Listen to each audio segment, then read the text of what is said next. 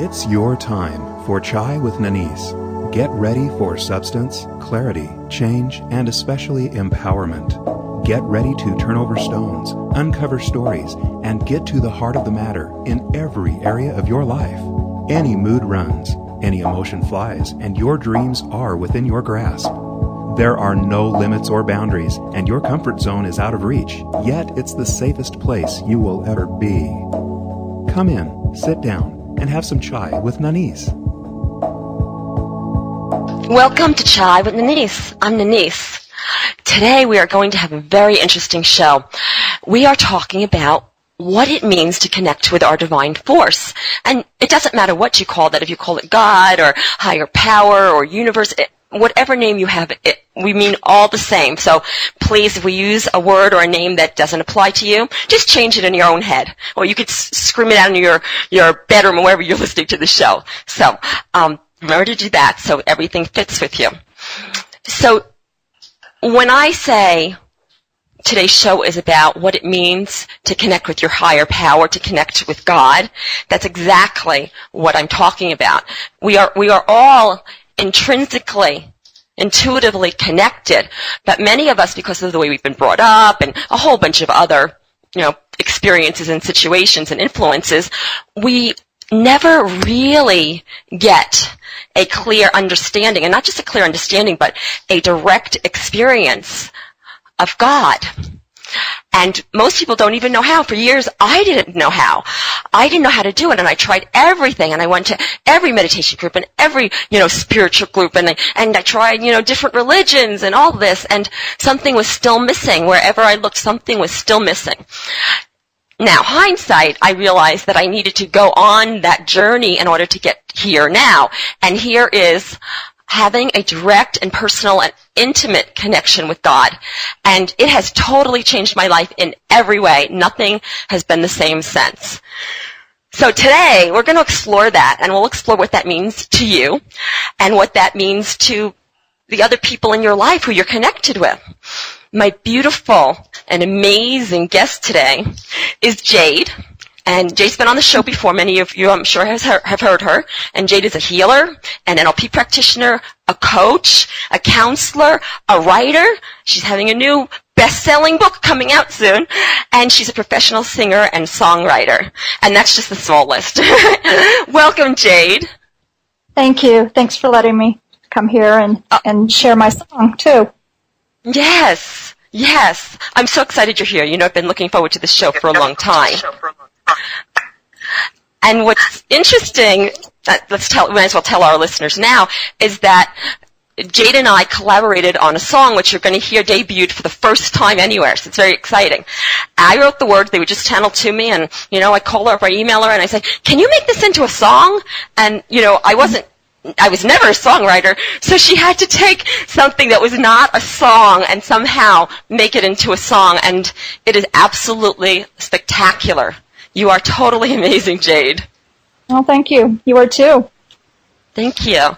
And Jade and I were at a party a couple of weeks ago, and she was singing the song, and I said to her, I said, and I said to the whole group, I said, Jade, this feels like you and I making love, that we've come together, and we've created this baby, which is in the song Secondhand God. And that's really how I feel. It's been just an intimate relationship inside my heart. Mm-hmm. Yeah. So we'll start the song in just a few minutes. But before that, what would you like to say? What would you like to say about this concept of secondhand God and what it means to you to have a direct experience with a higher power? Well, like you said, for years I had a religion that I followed, and that was handed down through my grandparents and my parents, and that was my concept of God for a long time. And it took a while, and I pretty much had to get rid of all those just to come to my own personal relationship. And so I pretty much had to start from scratch and develop my own living, breathing relationship with my source. So that's what it means to me. And you're right, it is a very intimate relationship. It's not about following a religion or their view of God, or it's something very personal. Yeah, it's almost, you know, in some ways it's almost so personal to share, you know. Yes. It's difficult really capturing it all and expressing the, you know, all there is there. Yeah. So. Yeah, it's often challenging to express what we feel in our hearts because it's beyond words. Just putting words around it actually makes it smaller and less than what it really is, and that's true for any words.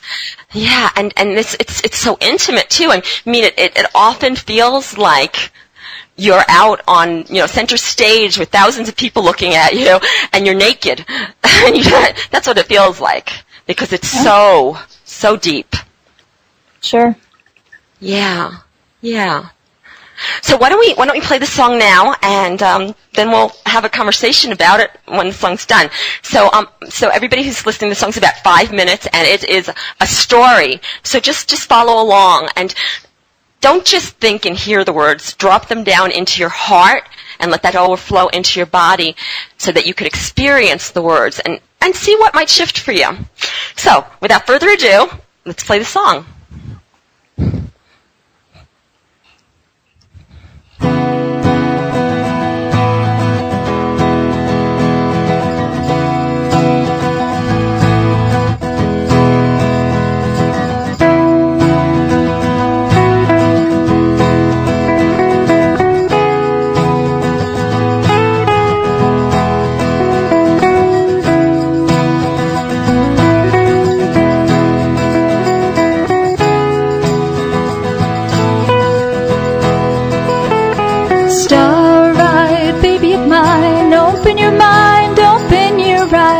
It's time to recognize that a second-hand God is just mirrors and lies.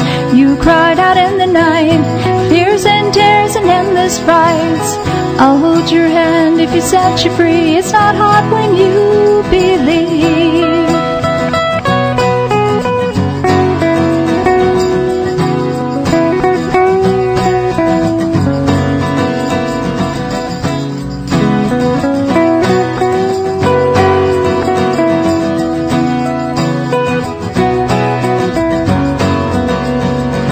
Been to the mountains, I slept in the streets, searched every great mine, but no one did I meet. I searched every house in the eyes of those who knew, but only to realize there weren't even a few. Endlessly I searched through all this facade, but all I ever found was just a second-hand God. I was looking for God in all the wrong ways. I thought I found him once or twice, but he'd never stay. Starlight, baby of mine, open your mind, open your eyes. It's time to recognize that a second-hand God is just mirrors and lies. You cry out in the night, fears and tears and endless fights. I'll hold your hand if you set you free. It's not hard when you believe.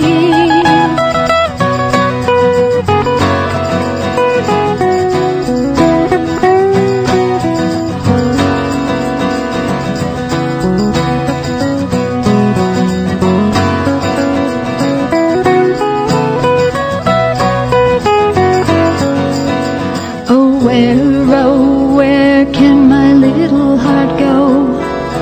It's dying fast when I thought it would grow.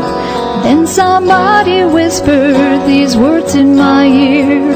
I've got something to tell you that you want to hear. I thought it Mother Mary, an angel, a guide. I said, show yourself to me, now I continue to hide. He said, the answer you've been seeking is not outside. The way to get to paradise is right inside.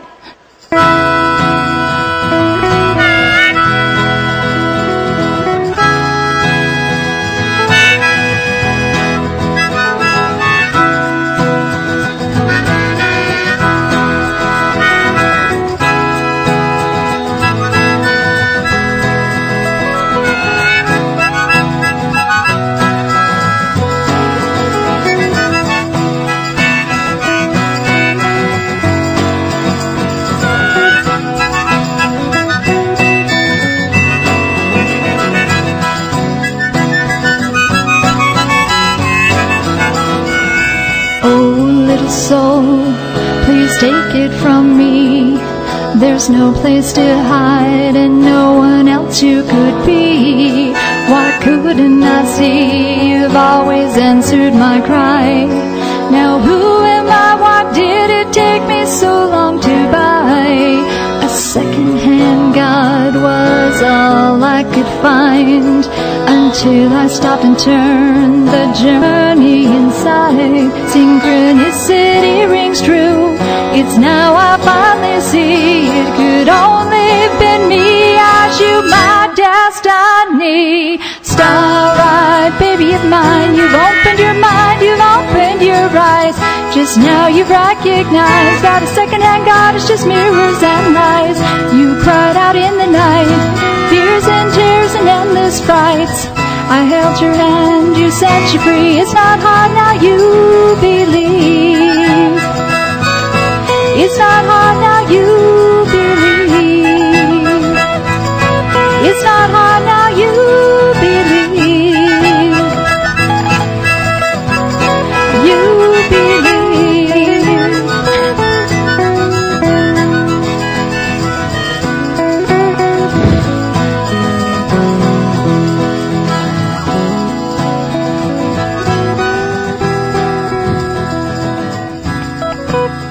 Wow. Well, Kate, you have the most amazing voice. Thank you. Wow, it still blows me away. Go ahead. Well, thank you. I was thinking during this that what this is talking about is a real-time God. Not instead of having like you're looking for a real-time God, instead of instead of a relationship with God as a concept. And so in the part where it said, I thought I found him once or twice, but he never stayed. Well, of course, the real time, the actual deep, in the now connection, that's what I'm referring to, of God, would not stay if it were a concept. You'd never really feel the richness of that. You wouldn't feel the connection. It would just feel like a concept, which doesn't feel like much of a connection. Yeah, because that's just in the head, and we really don't connect with anything from the head. The head, the mind, that's supposed to be used as a tool, but for a very long time on this planet, we've actually been using the mind to get through life, and we've relied on the mind to make decisions, and all this stuff. So it's not in the body. The experience is not in the body, and when you allow it to move into the body, into the heart, then suddenly it becomes an experience. So it's really like anything that, I never thought of it like this before, Jade, but anything that happens in the mind as a conceptualization is secondhand. Of course.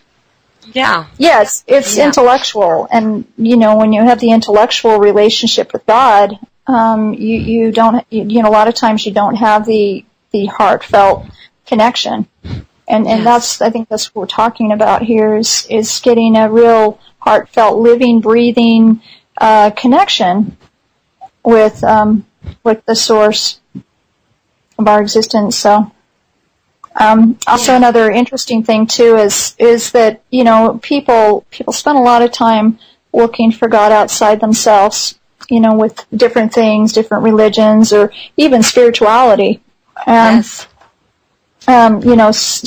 Spirituality even turns into kind of religious beliefs without trying to do so. They end up being that way because they turn into religious concepts, spiritual concepts. And in the song it says, about until I took the journey inside, until I don't have the words in front of me right now. Took the journey inside. And so, that's I think that's where you really get to as close as you can be, is when you don't look outside anymore and you don't look for the truth out there. You look for the truth inside your heart, and the connection there. Right. Because if you're just looking outside, then it's not in you, so it can't fill you. So there's always going to be that emptiness, and that means that you have to just keep seeking and looking and finding things so that you think you could have some kind of connection with God. But that never lasts. It can't. Yeah. And it's an interesting thing about religion. The song it's really, and when it channeled through me, I didn't even realize this until afterwards. The song is my history, my life, my path of getting to God. And for many years, I thought I had, and I would go to these spiritual groups. I was always meditating. I had all the right language and understanding about God. But I didn't have the experience of God, so I had to keep searching and looking. And at some point, I just even gave up. I can't find it, and so let me go focus on something else. And that was actually a really smart thing, because when I gave up the search, suddenly there was this spark inside of me. I gave up the search on the outside, and I guess I got quiet enough that I started realizing or started hearing this little sound inside of me, a little stirring inside of me. And when I looked at that, I realized that that was the path to God, and that all I needed to do is let that little dot, that little thought inside of me, just let it grow. And once that happened, it was like it was like it took me 20 years or more to get to God, and about 20 seconds to really have God get inside of me. Wow. Yeah. That's cool. Yeah. Yeah. Go ahead. Oh, I was just going to say, in talking about this, I don't want to invalidate anyone's experience out there. So what I'm saying is just my experience. And people, I've talked to a lot of people throughout the years about their experience, and there's people that are in religions that get really, really lit up by their God too, but they stay real current with their feelings. They can live in a religion or in spirituality and stay connected with their heart too. So, people can definitely do that. I mean, with their hearts open. So, yes. I just wanted to add that. Absolutely. And I don't mind being controversial, so I'm going to say that. I'm going to say that if that is someone's experience, that there's a higher experience. What I've noticed over the years, because I've been doing spiritual coaching and counseling for a very long time, and what I've noticed over the years is that very religious or faithful people, no matter what that religion is, I've worked with rabbis and this and priests and everything imaginable.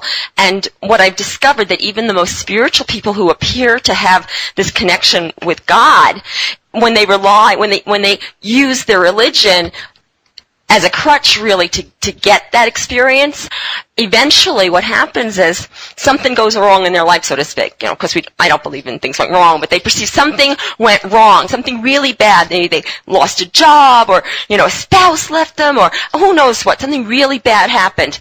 And as soon as that happens, they go to this place of, God let me down. Look I've been so loyal and faithful to God, and God let me down. Why? And they become cynical, further separating them from God.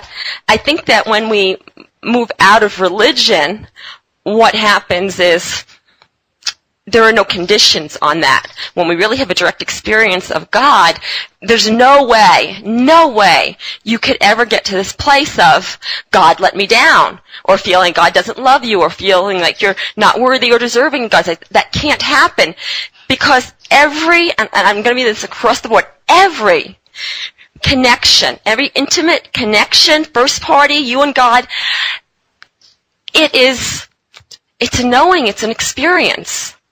It's beyond mind. And so you know that God loves you. You know God thinks you're worthy. You know God is there for you, even when it doesn't seem that way. There's no doubt. Mm-hmm. That changes everything. And the other piece about religion, and I'm not saying I'm against religion. I think it's served a purpose for a very long time, and still does for many people in this world, and that's great. The problem is that we mistake religion as the destination. So we get, we, being anybody, get really involved, in a type of church or worship or all that, and, I feel peaceful now, and, oh, yes, I love God, God loves me.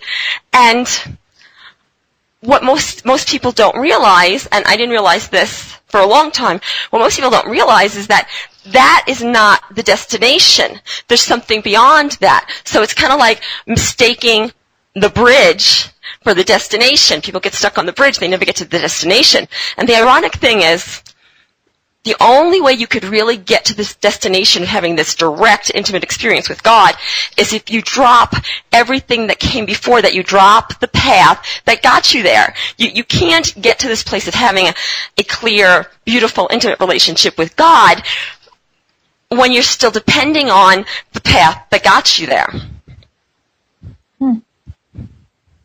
Yeah. Yeah, I was thinking of, when you were talking, I was thinking about, what you had talked about with the pastors before, and I remember a time specifically that I was just having a hard time in my life, and pretty much it just led me to, a lot of questioning, and really just kind of a strange place to go with it. It was just really that there was no God. And then the next thing I found is I found God again. So, it's, and I think it's just, it was the big one for me, the big conceptual thing that I just lost in that moment, and then gained a new relationship. And, sometimes that has to just keep happening so you can stay connected to an experience, rather than a concept, because even the experiences, like we've talked before, tend to turn into concepts eventually. Yeah, because we are trained to do that, turning experience into concept. And what I've noticed is that totally. And that's okay. The brain's supposed to do that because that gives us a filing system. But the problem is we start to depend on that filing system so much that we're not in the experience anymore. Yeah. And that filing system becomes outdated. Yes, quickly. Not up to date for sure. Yeah. I think whenever you follow a set of somebody else's guidelines or rules or restriction in order to get to God, that you miss God. You miss the door that you can go through to meet God. And so, go ahead. Oh, go ahead. I was just going to say, well, then you're just saying that it's not really their path; it's someone else's path. So that makes perfect sense. Yeah, because no one else's path can get you to God. It may seem like, somebody's found the answers, and there's lots of, beautiful spiritual teachers on this planet now. Adashanti is one of them. My favorite, who died more than a decade ago, Osho. They have their own path, and you'll even hear them talk about this in books, that you have to create your own path. Yes, you can follow me until you get to the place that you can go inside and follow your own calling, your own path, but don't keep following me, because I will not lead you to God. Mm-hmm. Yeah.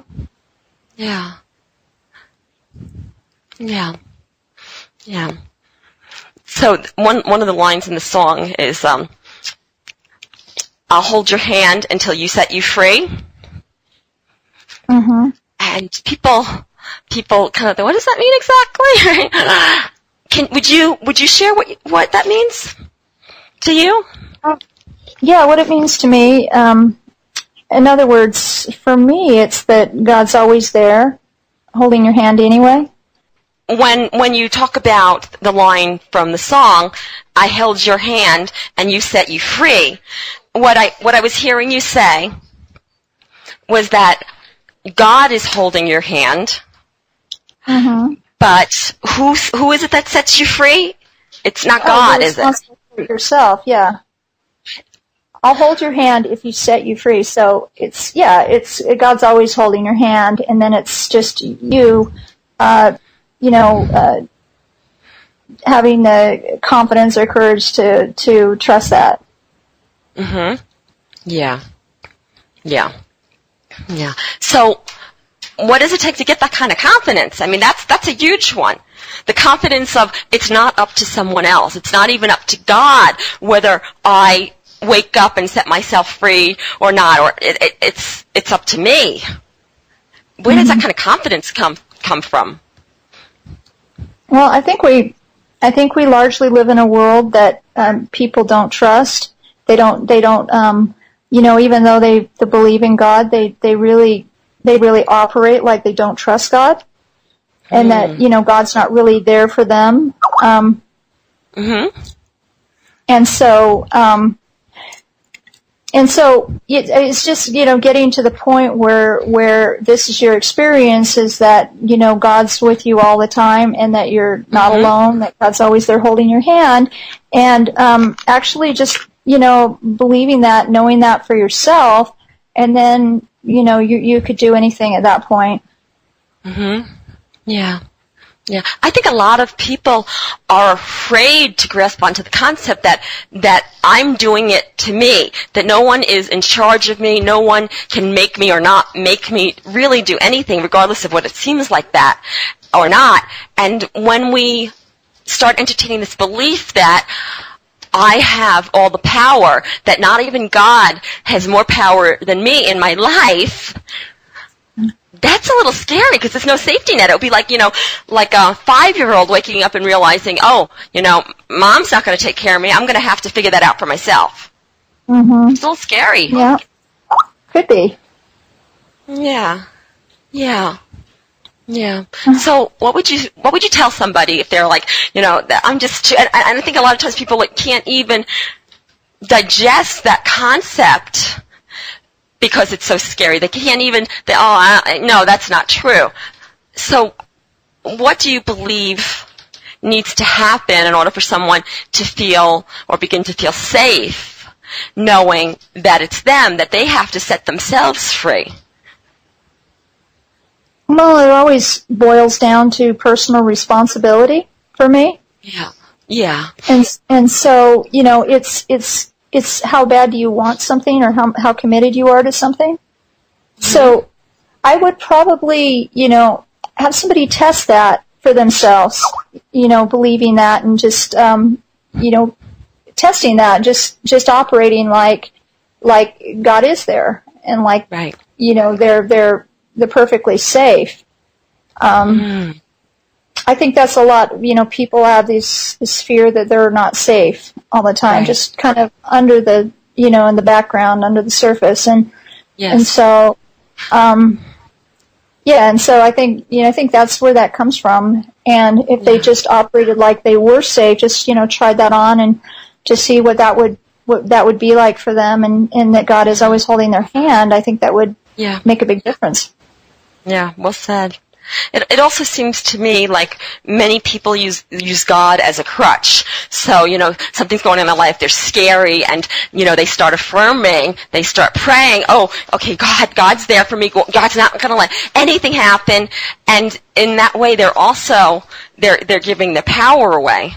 They're not owning it. And that's not really God. That's not an experience of God when you get scared and you start telling yourself, okay, I know God's there for me. I know that and you're stuttering in your own head because you're scared, and you set this up for yourself, this belief up for yourself that says God will take care of me. And that's a cop-out. That's not true spirituality. That's not a true experience of God. Yeah. It sounds like an experience of fear. It sounds like, if you're having an actual living experience with God, you'll have that experience in times of absolute delight, and when things are going well, as in even times when things aren't going so well. Some people tend to, when things aren't going so well, all of a sudden, go to that, and then they're going. A lot of times it's just like hoping God's there, not really knowing, just hoping, and relying on that, and and it's sad if it's just out of fear that relationship was all of a sudden important in that moment. Yeah. Since I asked you the question, how do you get to that place, I realized that for me, what it's been is, instead of giving my power away to God and believing that God's going to save me or help me or heal me, which I believed for a long time, and taking that power back. What I did was I talked to God, and I asked God to teach me. I asked God to teach me how to have an experience with God. And that led me on this amazing path because I was taught. So it wasn't just a concept in my head that, okay, I do this, and then I do the other thing, and then I do the next thing. But instead, it was downloaded from this highest power in such a way that I knew in my body, in my heart, in my being what to do. And from that place, there was no fear. There was no fear about, me being alone out in the world, which I believe a lot of people fear when they start to think, oh, maybe God's not going to help me. God's not helping me yet. Mm-hmm. Well, I don't think God necessarily saves us from experiencing life. No. And so, there's all kinds of experiences in life, and I don't think that God's, just as a parent, if you want to teach your children, you would not save your child every time there was something that was unpleasant happen, because you want them to experience everything, who they are in the face of that. Yeah. Too. It's it's all about the experience anyway. Absolutely. Absolutely. So a lot of times parents and teachers, they try to, brainwash a child to do certain things, certain ways.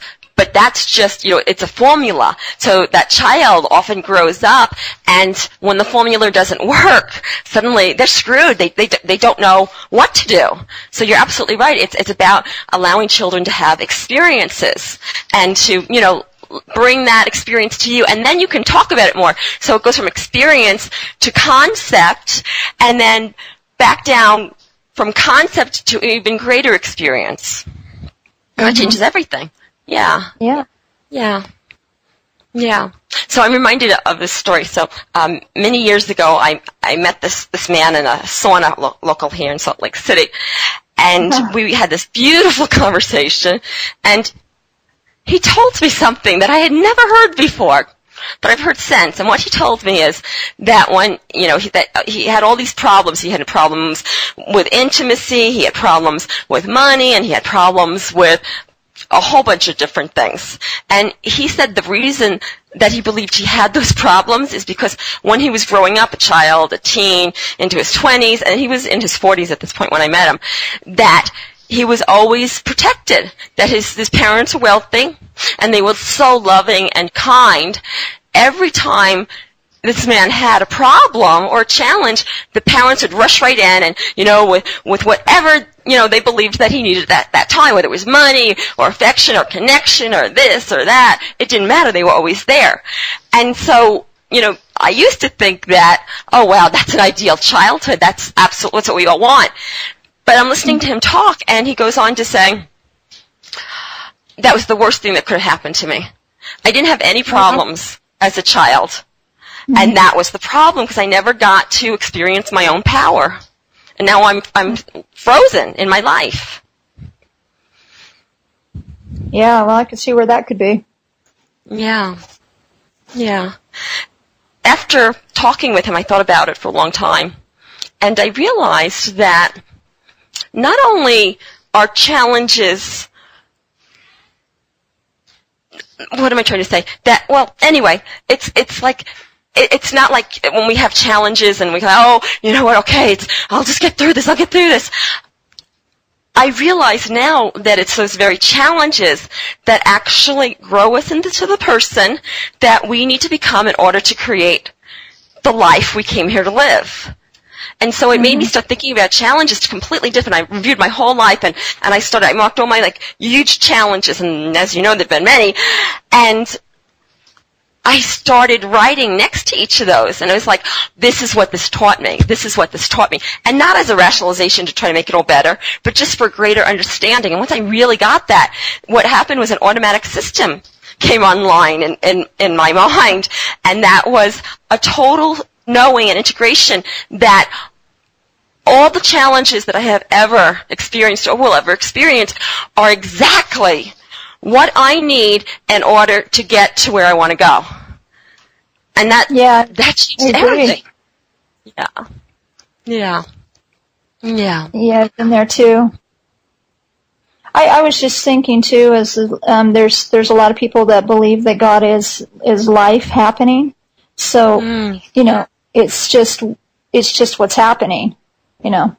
Just right. one way to look at that too. Whatever it is, it's all good because it's all God, I guess. Yeah. I think I heard that on a bumper sticker. Yeah. It's all God. Even the most hateful and heinous act, it's still God. And very often, I share this with people, and I talk about Hitler, everything that Hitler did, that was still God. And people go, oh, that wasn't God, that was evil. But really, it's like, you don't look, you look at all the air in your house, and you don't all of a sudden say, oh, this is not air, because, it has a different smell to it or something.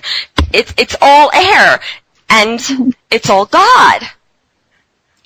How could it be any other way? Nothing exists outside of the context of God. Would you agree? Sure. I mean, yeah. I mean, it's hard to talk about God. It's it depends on the context, of course. Yeah. But that's the thing with me. I don't really. I try not to know God, and so I just try to experience God. So I don't like to know God because then I end up with a concept again. So I kind of keep that open. I kind of know the God I don't know. If that makes any sense. I really don't know. It would be foolish of me to think that I could really know that anyway. But I just like having the experiences with that one and to know exactly what God is. Well, I don't know. Yeah. I don't know exactly. Depends on my perspective. I don't either. And that's a great way to experience God. You don't know. And what I've discovered, and I know you've discovered too, is that when you're in that space, it evolves. Your relationship with God evolves. And as we were talking about a few weeks ago, so many of us on the spiritual path, especially recently over the last couple of years, all over the place, people are really getting that they're God. And so, they're going around and they're spiritual circles and they're saying, I am God and you are God too. And it was really interesting because I said, okay, yeah, I totally get that concept, but something made me feel uncomfortable. Something wasn't right. It was almost like it was cold. Like, if it's a cold experience of God, I don't think it's really an experience of God. And having said that, we needed that progression. We needed to get to the place where, okay, God is not outside. I am God. Everybody is God. And the most amazing thing that happens after that, or at least it happened to me, and I know it happened to you, is that suddenly we move into this place of God becomes separate again. And what that looks like for me is that now there's this all-powerful, absolute, just loving me, and I'm loving it, and it's just absolutely phenomenal. And for me, that's the experience that I want. That's the experience that I was missing for so many years, and it found me. Yeah, well, there's so many different ways to get God, and so for the people that think that they've come to that they are God and everyone else is God, that's fine too, and that's just one way to get God though. There's a lot, there's getting God as a concept. That's one way to get God too. There's all kinds of different ways, and really what I really think it is I don't think it's getting God. I mean, I don't think it's understanding God in your brain. I think it's getting the experience of God in your heart, and you can't really, at least I don't believe you can really know that, like, intellectually. You can know that in your heart, what that feels like, and you can know God in your heart, but you can never really, capture God in your intellectually. And so that's, I think, what makes it a living, breathing relationship with God, is to have, is to just love God, whatever God is in the moment, whatever however you're getting God in that moment. Right, exactly.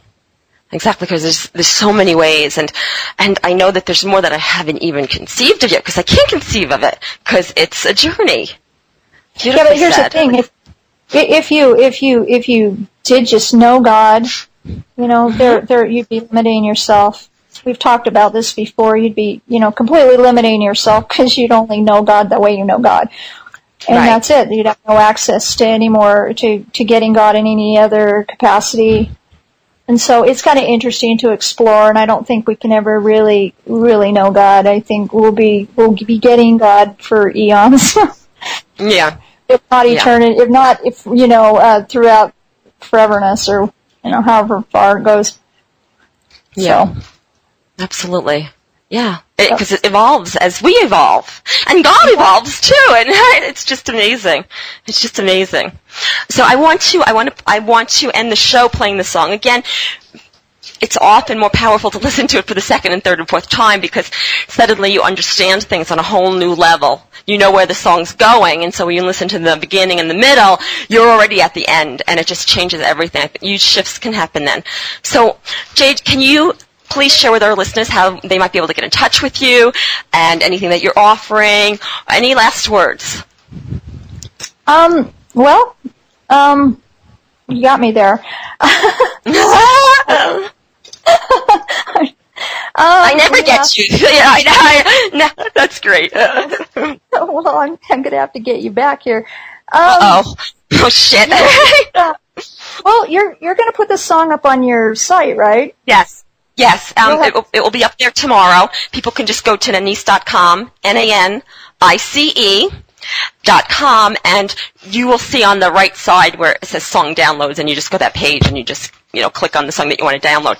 And having said that, we should probably mention that you have another song that you did, several months ago, When That Day Has Come, and that's on my site too. So, and it's free downloads for a limited time only, so please take advantage of it. And the reason that Jade and I are doing this is because the message is more important than any energy, financial or otherwise, that might come back to us. So we just want to share the message with the world and have you pass it on. So also I will put your link with the song to the Ascension Tribe. Okay, and then people can just go to the song. You'll see a link. Contact Jade. You'll go to her website, and you'll be able to find out more. And it is absolutely fascinating, everything that you contribute to the world. Thank you. You too.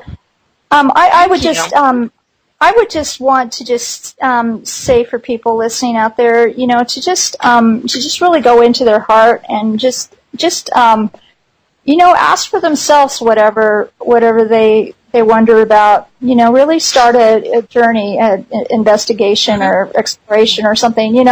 To see where their path is, and if they're on their path already, that's great too. Yeah, because the path's never done. It's never done, so it will just further you on your path. I love what you just said. That's amazing. And journeys are always fun anyway, even sometimes they go into some rough areas. Always. You always get out of them anyway, so. You really do. Yeah. And then the story is all about it. Yeah, you're welcome. Exactly. Thank you. Thank you so much, Jade. It was awesome, and we're going to play the song again, and as you're listening to it, you might want to hop on my website at Nanice.com and look through articles and the free book download and just a whole bunch of stuff. So please, Nanice.com, NANICE.com, and let's play Secondhand God again. Mm-hmm.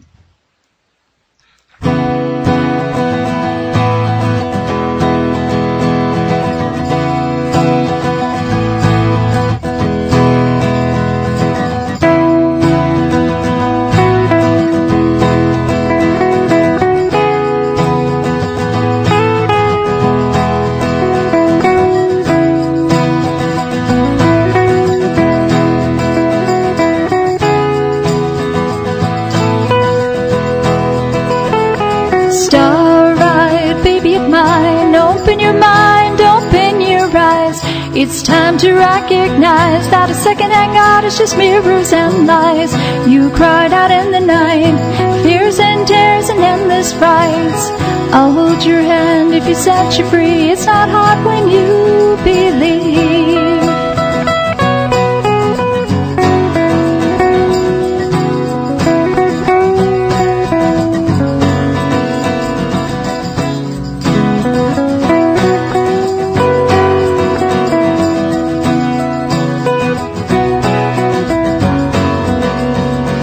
I've been to the mountains, I've slept in the streets, searched every great mine, but no one did I meet.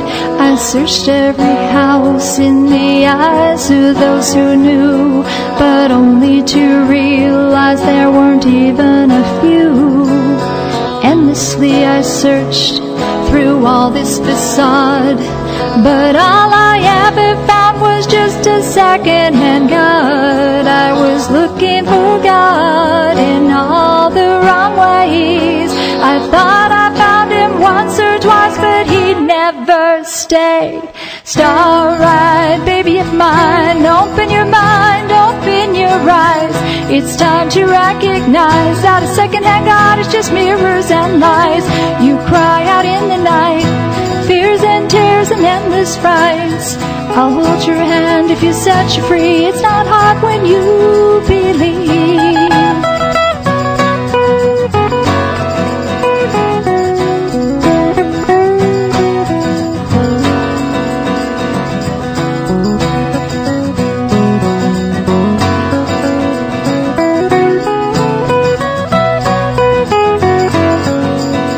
Oh, where can my little heart go? It's dying fast when I thought it would grow. Then somebody whispered these words in my ear, I've got something to tell you that you want to hear. I thought it Mother Mary, an angel, a guide. I said, show yourself to me, now I continue to hide. He said, the answer you've been seeking is not outside. The way to get to paradise is right inside.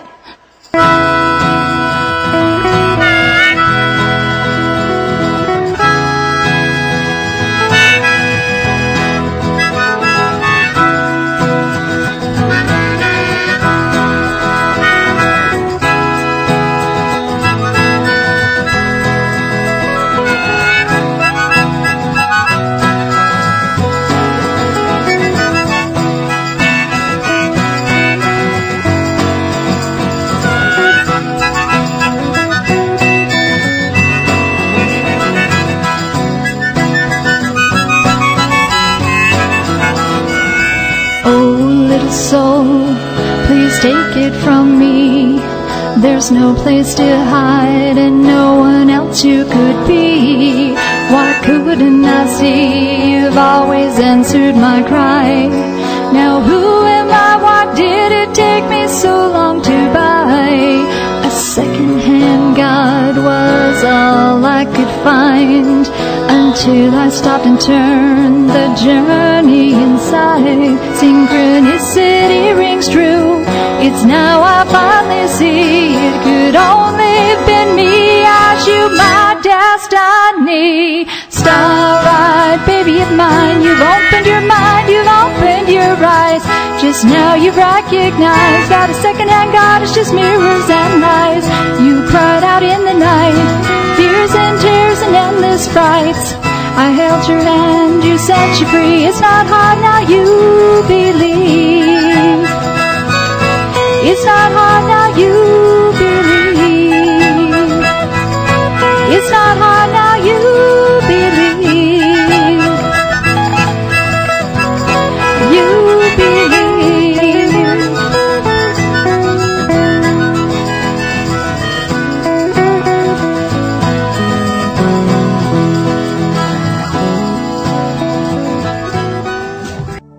Thank you for having Chai with Nanice.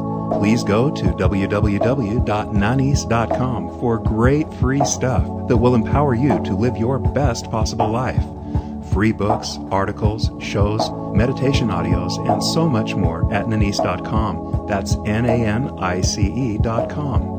Nanice's books are also available in all major bookstores and Amazon. Check out The Infinite Power of You, Even Gandhi Got Hungry and Buddha Got Mad, Zest Point, Lip Prints, and many others by Nanice Ellis. To find out about one-on-one coaching and how Nanice can personally coach you to experience your best life possible, please email mybestlife@nanice.com.